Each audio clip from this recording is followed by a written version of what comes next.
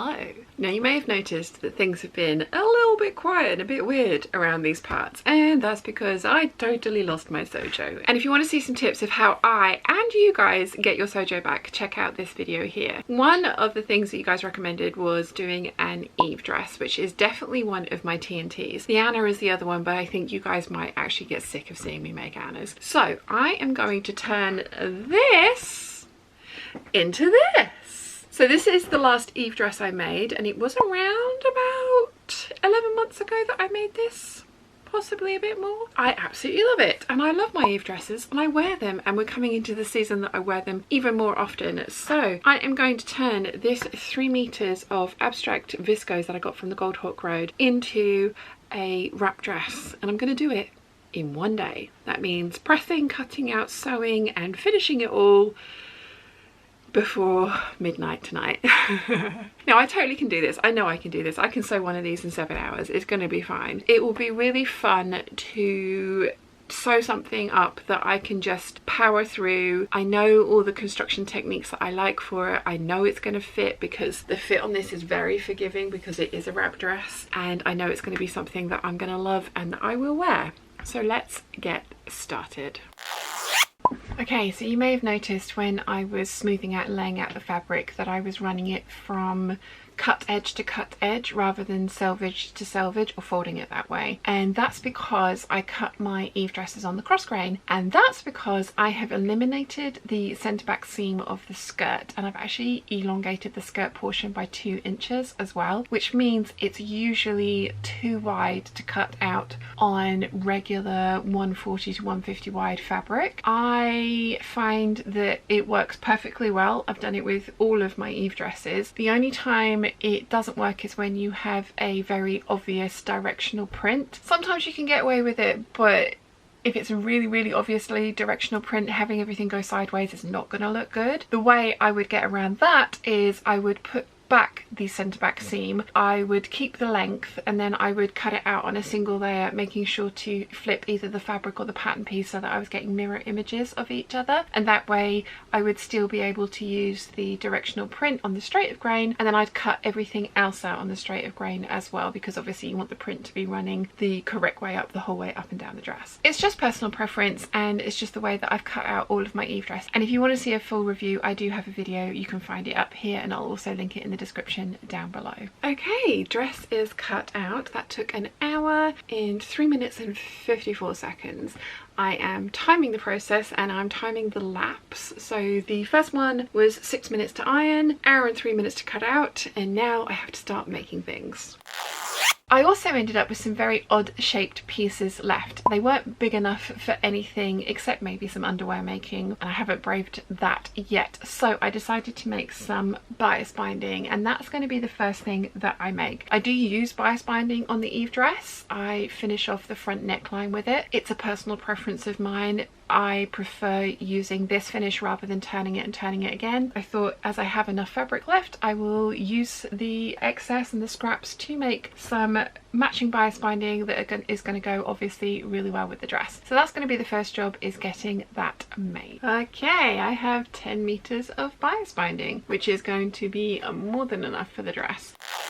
I'm going to start working on the fiddly bits next, which I class as the ties and the sleeves. So I'm going to get those done and then move on to the skirt and then the bodice. Fingers crossed I shall have a finished dress before midnight. It's currently 3:30. I did have to go and pick mum up from the train station and have some lunch, so it's not been completely hard to the grindstone since midday when I came down, but yeah, fingers crossed I can get a finished dress today. Let's get on with it. Okay, so I'm 2 hours and 9 minutes in so far. I have made 10 meters of bias binding and 2 ties for my dress, so a long way to go. Sleeves next. I appreciate this is Shan logic, but doing the fiddly bits like the ties and the sleeves first, then the skirt, then the bodice means that the dress just comes together quicker. Again, Shan logic. When I'm doing the sleeves, I like to do them with a French seam, and I will hem them when they are independent of the dress because they are just much easier to maneuver. Ask me how I know. Ties. Sleeves.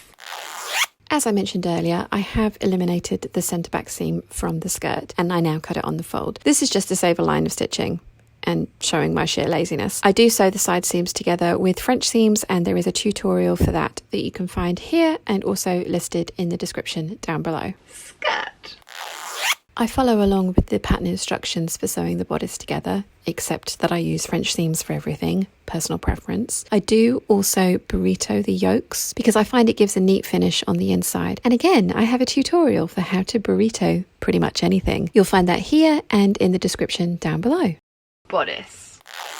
Okay, we're 4 hours 42 minutes in. I have a bodice completed, including the twill tape stay around the neckline. So next thing I get to do is attach the bodice to the skirt, then put the ties on, finish the neck opening with the bias binding, and then hem it and it'll be done. Oh, buttonhole for tie to go through, then it will be done. It's going really well. It's 7:10. I've had dinner, and so yeah, there's been a few breaks, so it's not been like a whole well, obviously I started at 12 and it's now 7:10. I suddenly thought it was 6:10. My eyes oh dear. But yeah, let's carry on, get this attached to the skirt so that I can get the dress finished, which is exciting. A few moments later. Last thing I have to do is open up the buttonhole that I have made for my tie, and my dress is done. If I can find my seam ripper. Complete. So it is currently 26 minutes past 9, but that took in total 6 hours and 23 minutes and 0 seconds and 1.29 of whatever that in nanoseconds. I don't know what that measurement of time is called. I recorded all the different laps, as it were, got those written down here. I'm actually kind of impressed with that because it did take an hour to cut everything out, which I was expecting. The last two processes, making the bodice and finishing off the dress, were the two longest, the finishing off the dress being the longest one, and that's including all the hemming and stuff that I had to do as well. But yeah, 6 hours 23 minutes. I'm pretty impressed with that. Now I'm going to try it on. I mean, we know it fits. Fingers crossed I like the colour. I absolutely love how this dress has turned out. I had no idea what to expect from this fabric going in, but I think it's worked really, really well for the dress, and I don't think you can tell that it's been cut on the cross grain because it's geometric and there weren't any obvious plants going like up and down, as it were. I love the fit. As I say, this is a very, very forgiving dress. It does fit me with a good sort of like stone of weight added or lost either way, so I am super, super happy with how this has turned out. Is this a realistic expectation of somebody making this dress for the first time? No, it is not. It's not going to take 6 hours and 23 minutes to make this dress for the very first time. I know this dress and pattern backwards and forwards. I've made so many of them now, as you've seen in the review if you've watched that. The only time that I refer to the pattern is to get the length for the neck stay. If you do add any length to your bodice though, don't forget to add length to the stay length as well. That is something that I've forgotten on a few times, and I've eased it in and it's ended up kind of like bringing up the front of the dress. I get away with it because of the waist ties, but it is something to remember. Did I compromise the insides of this dress when I made it in 6 hours and 23 minutes? No, I did not. Personally, for me, sewing is about creating garments that fit me well, that are my style, that are fabrics that I love, and that have amazing finishes on the inside. It's just a personal preference. I really like the inside of my garments to be French seamed or fully lined if I can possibly get away with it. So I have done exactly that with this dress. It's burritoed at the yokes, which again I've put a tutorial for how to do in the description down below, and I do use the Eve dress as an example of how to burrito a yoke. I just prefer the finish that this gives on the inside. I also prefer the finish that I get from the bias binding rather than turning the neckline. This does make the neckline a little thicker. It's just something to be aware of, but again,